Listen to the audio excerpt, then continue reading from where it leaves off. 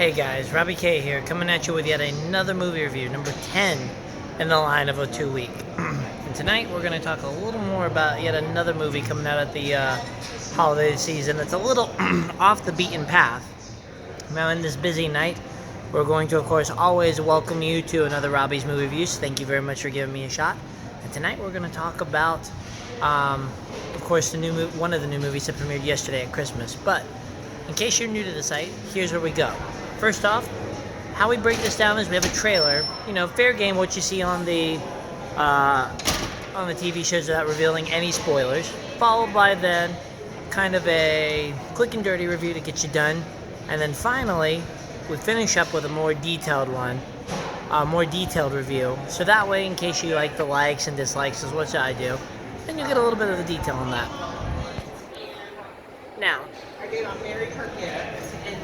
as we were kind of talking about today, today's movie is on Vice. The one that stars a whole camaraderie of people: Amy Adams, Christian Bale, Sam Rockwell, as well as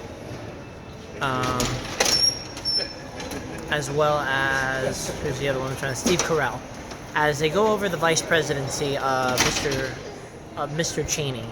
A man whose name is not only famous for a lot of components, but a man who ended up revolutionizing a lot of things that we like to talk about politically today. Anyways, it's about the life and times of him and kind of going over his key involvement in the vice presidency and his political kind of chess game. And definitely from a different perspective view, which we'll go into later. Nevertheless, if you're looking for kind of the political biography with a little bit of stipulation on it, this is what the movie is going to be for you. So let's kind of go into what the likes and dislikes are. First of all, in regards to the quick and dirty review, Chaney is definitely one of those that feels like a very detailed, one-sided outlook at what his domain was. Sort of like a Fox News publication or a CNN. They pick a side and they present it this way. And I think that's what this movie really felt. For those who are actively involved in the political nature and the fervor that comes with a lot of our government system, this movie is definitely going to be with you. It's intriguing, though, because the presentation isn't the same way I thought it was going to be, but more of a political farce, kind of poking at the ridiculousness that sometimes comes with it, and definitely being a movie to incite some interesting outlooks on Vice President Chaney's time in office. Now, if you're definitely into that kind of film, you're going to love it. For me, I was hoping for a little more biography and a little less political components just because I'm not the biggest into the world of politics. But that's definitely what this movie has. A lot of movie magic to try to potentially persuade you into looking at some of the darker secrets that may or may not have happened in the film, or in his time of kind of political office.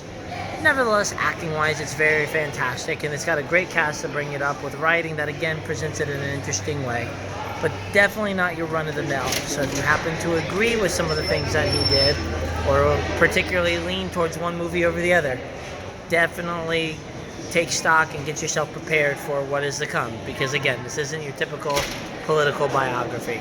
So nevertheless, overall, I would say in terms of its categories of drama, political, biography, and probably a little bit of comedy thrown in there, I would probably give it maybe about a 6.5, 7 at the most. Movie overall, we're probably looking at about a 5 to 6 for me, just because of the kind of the ways that they went with it. Nevertheless, it's not anything in terms of the artistic style. The content just wasn't for me and definitely misleading from it.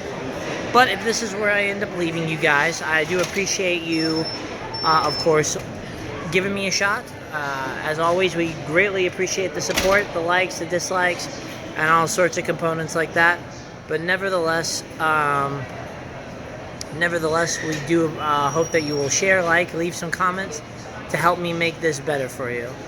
If you are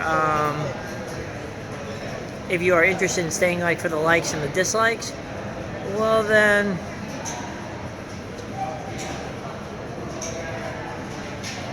in terms of the likes and dislikes, then stand back and get ready, because we've got another kind of diving to go into. But nevertheless, sorry. a little distracted. Let's kind of get into where the likes and dislikes are if you're interested for a more detailed review. Now, in regards to the likes, again, the biggest thing that I'm going to say here is that the presentation style was definitely my cup of tea, at least for part of it. It's a farce. It's a nice, intriguing look at seeing how they poke fun at it, and the writing is just a hoot to see. There's a lot of great kind of farce and political parodies writing for it. It makes you laugh in terms of the regards of, in regards to a number of things. And it ends up bringing with it a wonderful kind of, like I said, different spin on the usual twist. So I give it points for its uniqueness. Acting-wise, again, you've got A-list cast coming in here to make it come alive. Of course, with Christian Bale being the center role, he once again shows why he was a good choice for a lot of picks, or why he's a first choice, because the man can blend into a lot of roles. And in terms of the very little I've seen Chaney interact, speech, and his mannerisms from various political components or videos, he definitely nailed them in my opinion. Now again, we've got essentially a interesting list to curtail. Amy Adams does a great job as always. Again, different darker role for her, a little more serious in tone, but nothing too out-of-worldly, but still a wonderful kind of opposite. As for Steve Carell, again, the man knows how to pick his roles, take them, and run with them. And his role in this political fervor, again, kind of shows a few of his sides blending together to make a very interesting character, to say the least. As for Sam Rockwell, well, he was definitely entertaining in the role, and I think it works. Now, in regards to anything else I wish to say about this, I can say that the makeup and the costumes are kind of a fantastic setting.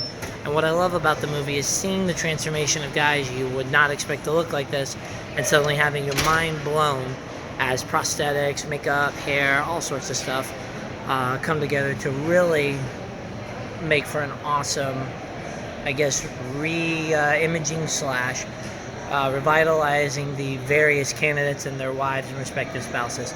It's very interesting. Again, I always like to give nods, and probably worthy of a Best Makeup nomination, if not a win, depending on how realistic you want to go. As I always said too, I like the presentation style because they found ways to integrate their characters into actual clips. And when you're able to do that using technology, you're doing something right. So, kudos to them for being able to knock that out of the park as well. I was very happy with that kind of camera technique and design. And I think it's going to work well because it's like reliving history, but of course not impeding on the hard work the makeup and costume and casting did. So, bravo to them for helping make that a win, in my opinion. Now, in regards to anything else, in terms of likes, the pacing's not too bad. A political movie like this, if you're not a gung-ho politician candidate or don't like to get caught up in some of the murmurs and rants that the Hollywood television media had done, it's definitely a fascination in terms of moving pretty well, considering that I'm not the biggest fan of these types of films. So I do give them props for not being at a snail's pace either. And I guess deep down, the other thing I have to say is, even though there's some bias thrown into it, I do appreciate kind of the breakdown of the events and the definitions. So kudos for choosing a direction point to have the main narrator kind of give us the idea of what all was going on and what these key acts meant. So you take it or leave it for that. Now, in regards to kind of where the dislikes coming from, well, the first thing is that it's definitely a politically biased movie that's very charged. So the question that brings up is how much of this is real and how much of this is an interpretation and how much of this is a dramatization.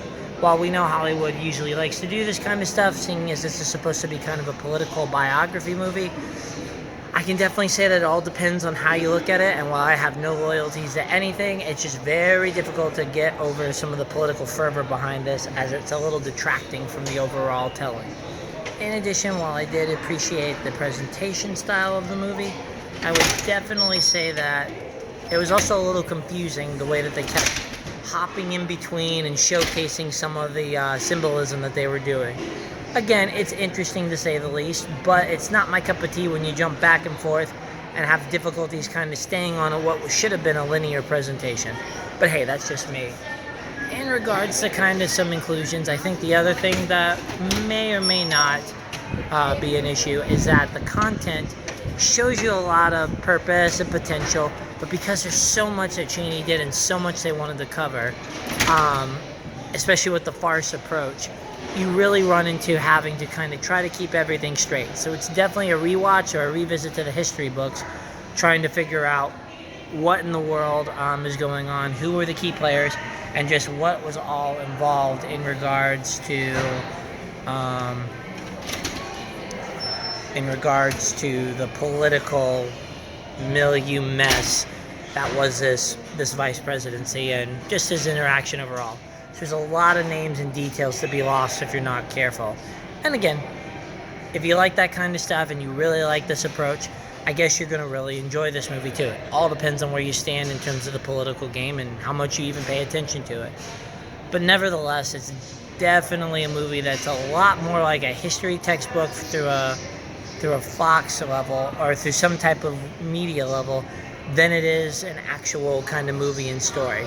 And again, as we said about that, if that's your kind of movie you're looking for, if those are the kinds of presentations you like, if you are super involved in that regards, then you're gonna love this movie. For me, it's not that this was a bad movie, and this is what I hate doing about scores, so I prefer likes and dislikes.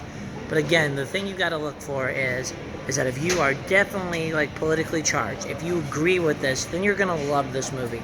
Its farce is clever, its makeup and acting and casting are fantastically done, and it really brings you into the whole setting and does a nice job of keeping you on track. However, it's a little convoluted and the political dynamic takes away from the movie atmosphere of it. So, go with it as you will, but definitely, if you're looking for an actual story, skip this one and wait for it to kind of hit Netflix. Otherwise, you may just be very angered by what this movie has to say, or at least to the point of getting ready to have a discussion for those who agree. Nevertheless, guys, you've heard my scores. It's essentially probably about a 7 in terms of its category, 5 or 6 in terms of movie overall. Definitely, again, praiseworthy and probably Oscar material for a number of reasons. But hey, I'm just I'm attempting to look at the big picture and try to understand it. Nevertheless, I wish you a good night. There will be one more hopefully after I get done with this. But until then, guys, please like, comment, tell me how to make this better, and we'll talk soon. Peace, and off to my next movie.